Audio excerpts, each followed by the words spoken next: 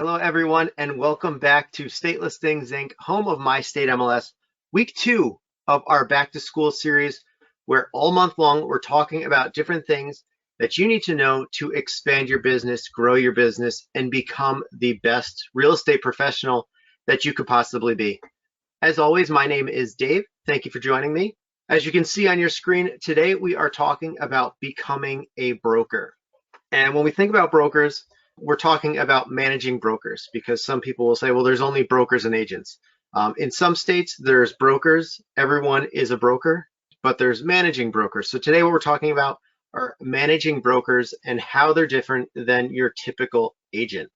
The first thing we need to do is agents, they know the ins and outs of a transaction. They can balance multiple listings. They know how to handle a buyer, how to handle a seller, what it means to be a buyer's agent, what it means to be a seller's agent. But the role of a broker in the grand scheme of things is actually much different. So let's kind of take a step back and talk about what a broker is. Really, the broker is the backbone or the foundation to any real estate brokerage. They're the ones that are overseeing everything. I would say they're the person behind the curtain. But thinking of Wizard of Oz, it doesn't exactly have the best connotation, but it's really the person that oversees everything that is going on with their brokerage. And not only is a broker going to be possibly handling their own listings, whether they're working with their buyers, their sellers, but they've got to oversee the day-to-day business of the entire firm. That's their company. They're most times they're the ones that created that brokerage. So that means they're going to have to oversee the agents. They're going to have to hire and train new associates. They're going to have to offer mentoring. And then, of course, the biggest thing is they've got to make sure that the bills are paid and that the lights stay on. So what we're talking about today is what it takes and what things you need to know about becoming a broker. This is stuff that we've kind of compiled over the years from other brokers, from our research, and we want to pass it along to you for those agents or those brokers that are thinking about taking that next step, becoming a managing broker and creating their own brokerage. So before you open up shop, let's kind of just think about what you need to go over and what things you need to have in place before you open that brokerage. It's more than just getting a license. Yes, you can go online, take your class, get the license, and you're a broker. But there's a lot of other things that you're going to have to consider. Do you plan on just being an individual broker and you think you've got the name recognition to go out on your own and just be your own boss and collect 100% of your commissions? Or do you plan on having a team of agents that work under you that you help grow and grow your business? Are you going to have a physical location? Are you setting up shop somewhere? Do you plan on just having your license and having a home office and working out of that?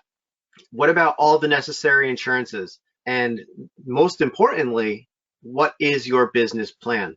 You can't just dive into anything and expect it to go well. I did not just get on today's webinar and say, I'm just going to talk. I've created an outline. I've created a plan as to what I want to cover today. So when you approach anything, you should have some sort of plan as to how you're going to approach that thing. So your business plan is what you need to have in place before you think about opening up that brokerage. So as I said, everyone is going to need to have a business plan. So if you're thinking about opening up that brokerage, having that business plan is going to be the key to your success. Studies have shown that businesses or proprietors or entrepreneurs that have a business plan in place and follow that business plan have not only better chances of securing loans from banks, but they have a much higher percentage of experiencing company growth down the road. Because again, they know exactly where they want to be in a year, in 2 years, in 3 years, in 5 years.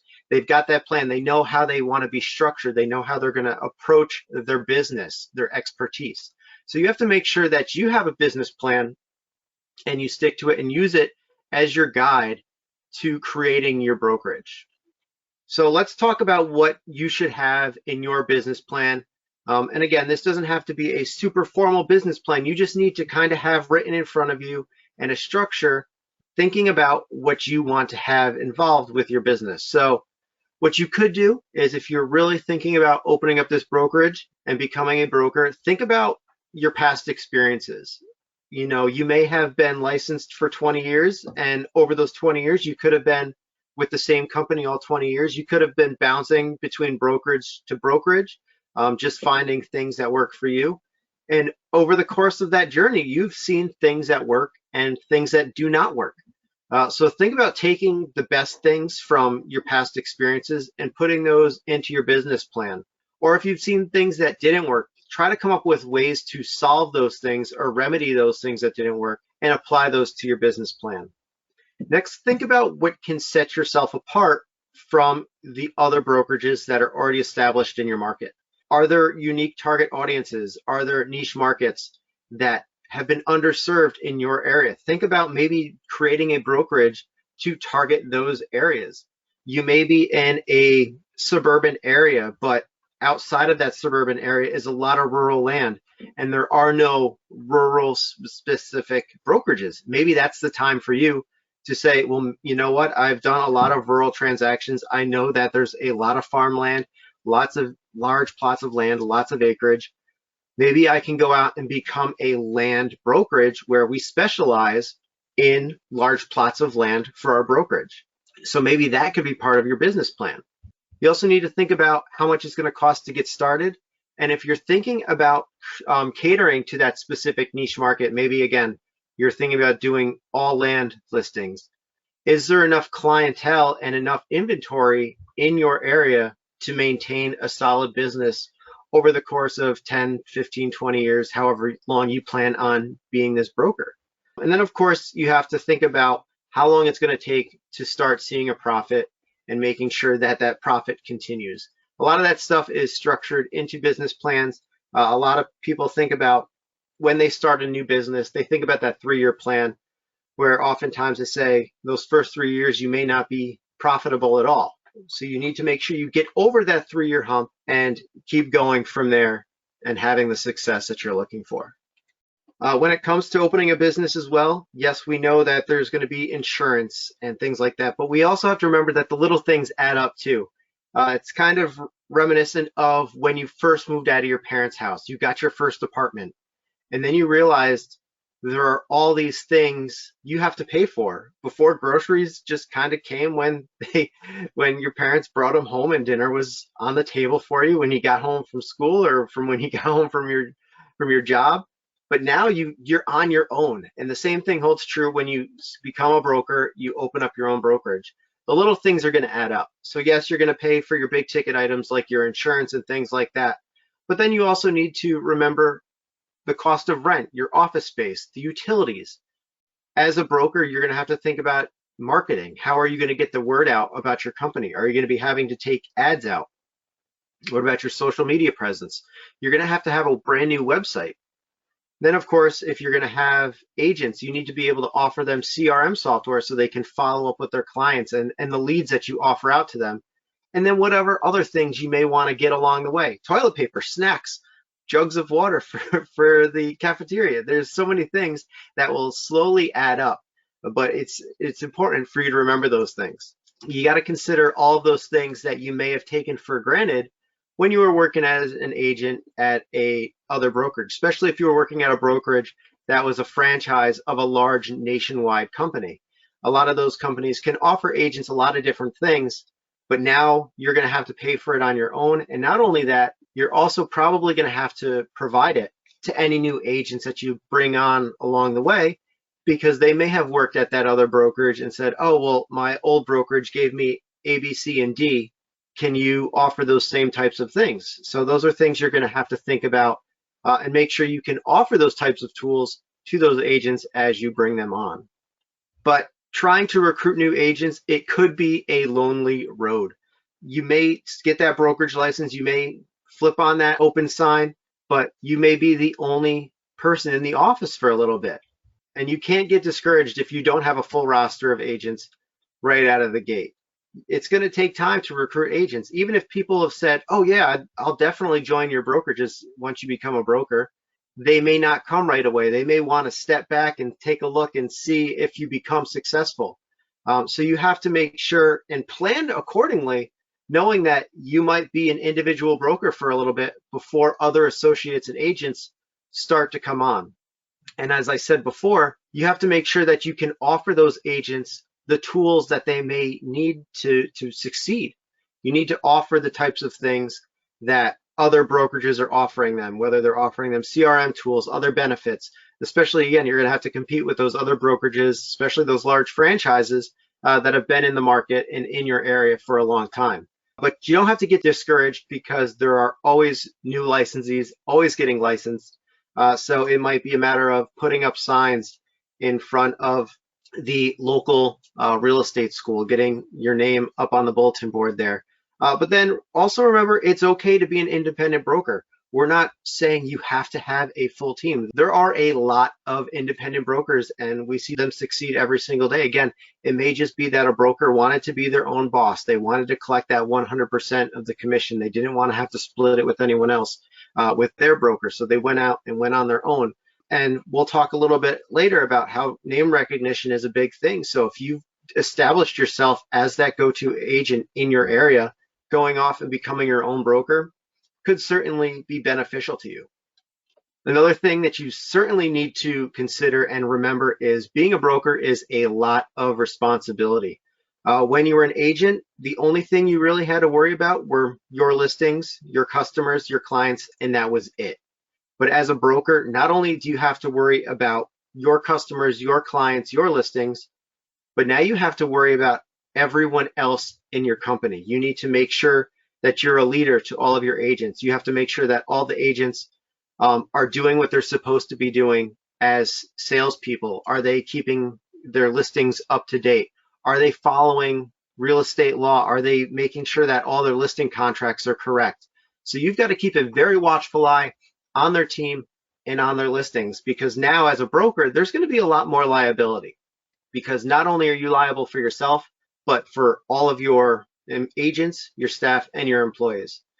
So one of the best things to do as a broker is, just like being a boss at any other company, is you need to set standards for your agents, for your staff, and make sure that they adhere to those standards. And if they don't, that's when you have to make those tough decisions. And we're going to talk about that in just a couple of minutes as well. So let's go back to recruiting and bringing those new agents on. As I said before, what you need to know is you need to be able to offer the things that are going to entice those agents and attract them to your company. So again, let's go back to that example of being in that niche market of land listings. Do you know other agents that work out in those rural areas?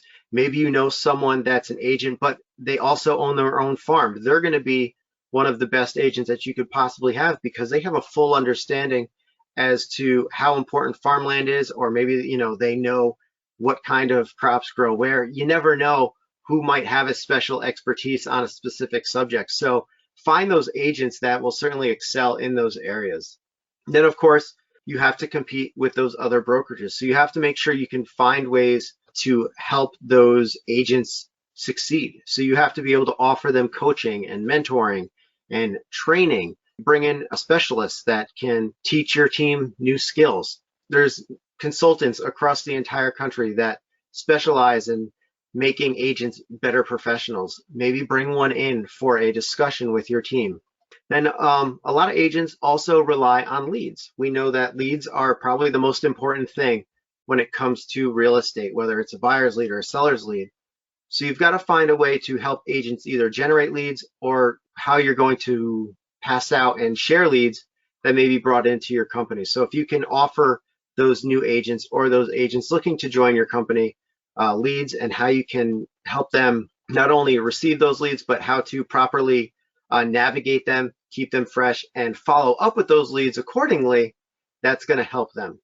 And then of course, it's not only just R for recruiting, it's also R for retention. So you've got to think of ways that you can make sure that those agents stick with your company for the long run. You don't want to become a revolving door of just different agents every few months. So if you can, try to offer tools. Again, the coaching and training is a great way for agents to stick around, because they know that you've got their back and you're going to offer as much as you can to them to make sure that they're succeeding as a real estate professional. And a couple minutes ago, I talked about how you've got to have those standards for your business and making sure that your agents also live up to those standards as well. And unfortunately, if they don't, sometimes as a business owner, that means you've got to make those tough decisions. That might mean bringing an agent aside and talking with them if they're not performing or acting in a way that meets your standards. Again, this is your company. They're working under your company name. So what they do is going to reflect on not only on your company, but you as their broker. So you've got to make sure that you can handle that and handle those office conflicts. Maybe not only just an individual, but maybe there's some infighting. There's two agents that are not getting along well. So you certainly need to go ahead and understand how to approach those types of scenarios. And then, of course, as a broker, because you're having to oversee an entire business and the ongoings of multiple agents, you being a listing agent may have to take the back seat to your other responsibilities. Because again, there's a big difference between being an agent and being a broker. As an agent, you really only have to focus on yourself and your listings, whereas a broker, you've got to focus on everyone at your company. So you got to remember the number of inventory that you have, that might decline as you become a broker because you're not having the availability to take on as many listings anymore. Instead, you've got to oversee everyone else at your company. But that's okay, because again, if people are still coming to you wanting to list their house with you, if you don't have the time, this is when you can go ahead and pass those leads along to your agents, especially if you've labeled yourself and you've made yourself that go-to agent for that specific niche market in your area. Those home buyers or those sellers know to come to you. So those leads will certainly be flowing in, and hopefully you can pass those out to your agents.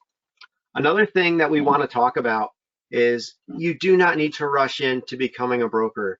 In fact, you really can't. You can't just jump in and get your license right away. So the first thing is most states require you to have at least 2 years experience before even allowing you to take that broker's test. Some states are as high as 4 years. And every state is different.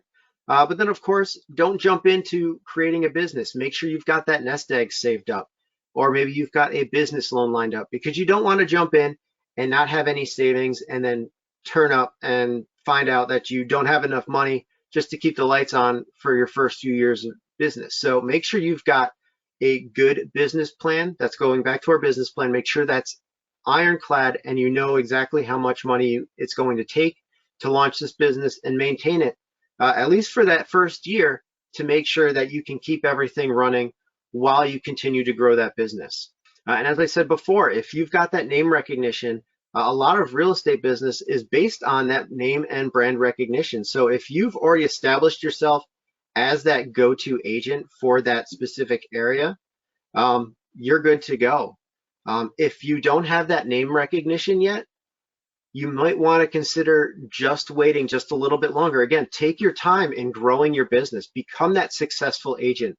Become that agent that that specific market wants you to represent every single time. Once you know you've established yourself as that go-to person, then you can go ahead and reconsider that. All right, I think now is the time to become a broker.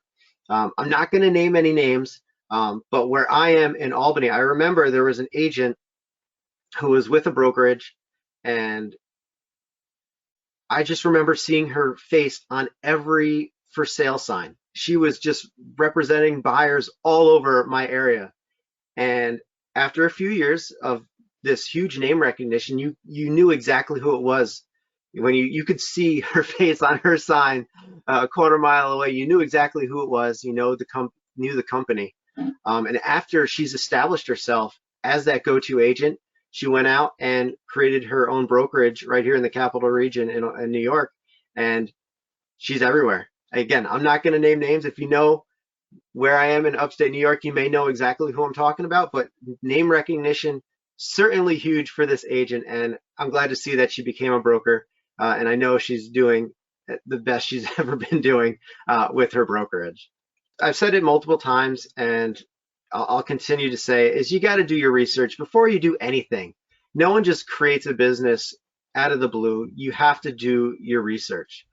So before launching that brokerage, make sure you go look back at those past experiences. see what worked, see what didn't work, and use that as a baseline and as a base for how you want to structure your business. And don't be afraid to ask for guidance. What you could do is maybe talk to your previous brokers and see if they're willing to share any experiences that they've learned along the way. Or maybe find other brokerages that are the top brokerage in their market.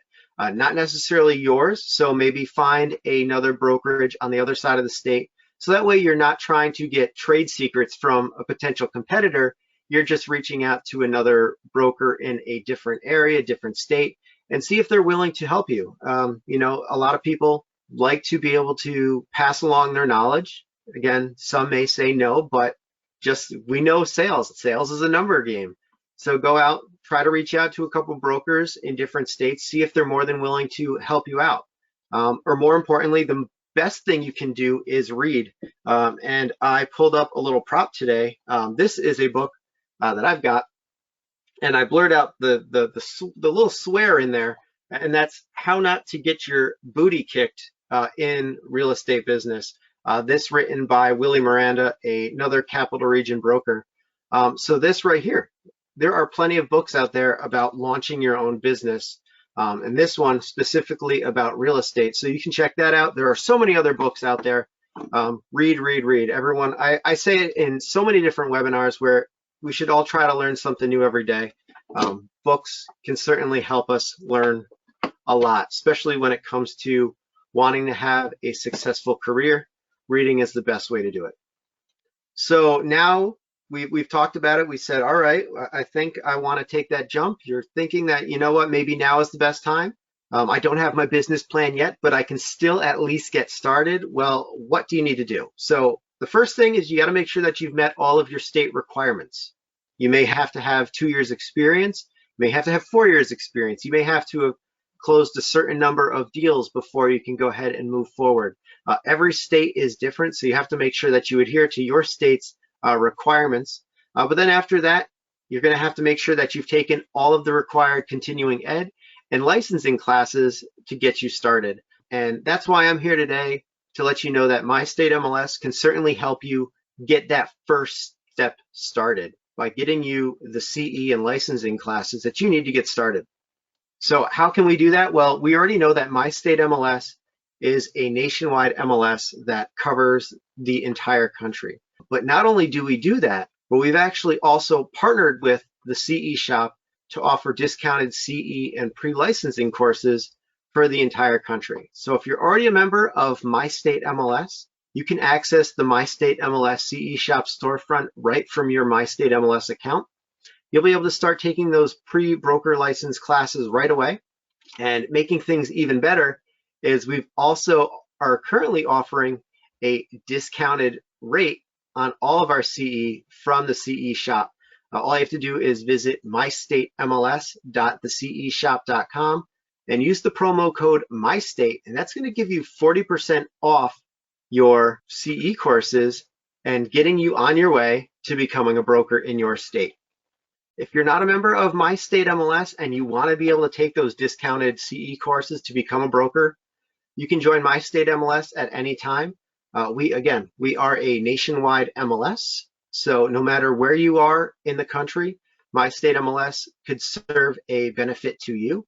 Again, if you're thinking about creating a brokerage, as you open a brokerage, you might want to offer My State MLS as a benefit or a recruiting tool to bring on new agents to your team. Because My State MLS is a nationwide MLS, it's going to allow you to be able to let your agents see listings from across the entire country. Not only do we have those individual monthly and yearly billing rates, but we do have that office pricing as well, which gives you discounted office rates for your entire team. If you are interested in learning more about getting licensed as a broker, maybe you want to get My State MLS for yourself or for your office, you can reach out to me at any time. You can email me at dave@mystatemls.com or give me a call at 888-769-7657. Until then, we look forward to seeing you at future webinars and hopefully using My State MLS very soon. All right, have a great day. Bye.